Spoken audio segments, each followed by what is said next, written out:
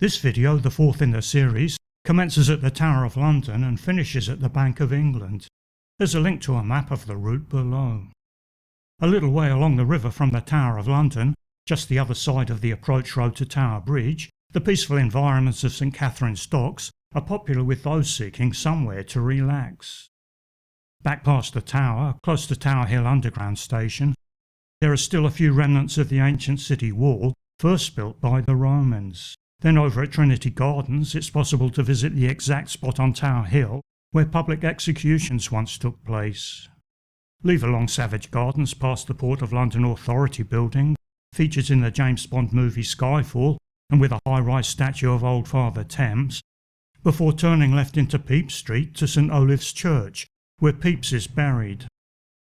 Following the back streets, at the top of Seething Lane go left, then right into Mark Lane, and before St Olave's Parish Hall cut left through Dunster Court, right into Mincing Lane, and left along Fenchurch Street to the Walkie Talkie, former winner of the Carbuncle Cup. To experience the view from the top, it's best to book in advance. Expect airport-like security.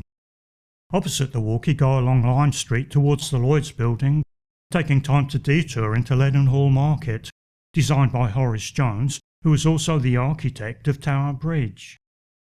Past the Lloyd's building, with its ducts and lifts situated on the outside, St Andrew's Undershaft, built in 1532, is on the corner of St Mary Axe, home to the now famous Gherkin, situated a few metres beyond. Turn left along Leadenhall Street between the Lloyd's building and the Leadenhall building, colloquially known as the Cheese Grater, towards Cornhill, where a Sainsbury's local store sells ready-to-eat meals.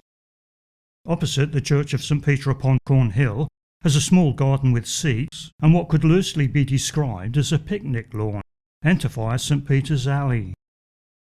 Similarly, a little further along, enter St Michael's Cornhill Church Gardens along St Michael's Alley, which also happens to lead to the Georgian Vulture, a drinking establishment once patronised by Charles Dickens and mentioned numerous times in the Pickwick Papers.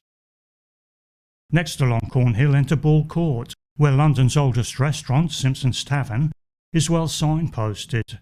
Heated ancient underwriting tables long since removed from Lloyd's, on seats which to this day incorporate hat stands specifically designed to accommodate bowlers and toppers. Across Cornhill, the Royal Exchange, opened by Queen Elizabeth I and then after having burnt down a couple of times by Queen Victoria, is now a very pleasant covered courtyard bordered with luxury shops. Just the other side of Threadneedle Street, easy access to the Fortlike Bank of England is restricted to the museum, where visitors are invited to hold a gold bar. Attempts to remove it from the premises are discouraged. Beyond the entrances to Bank Station, the column-fronted Mansion House, official residence of the Lord Mayor of London, hides St Stephen Walbrook Church, the dome of which was designed by St Christopher Wren as a tester prior to his masterpiece at St Paul's Cathedral. This is also the church from where Chadvara set up the Samaritans, an organisation which continues to help those with emotional difficulties, saving many lives in the process. The next stage of this walking tour of London leaves the Bank of England, passing the Guildhall, Barbican, Old Bailey, Lincoln's Inn and Covent Garden, before finishing at Leicester Square. Click the link to view the video.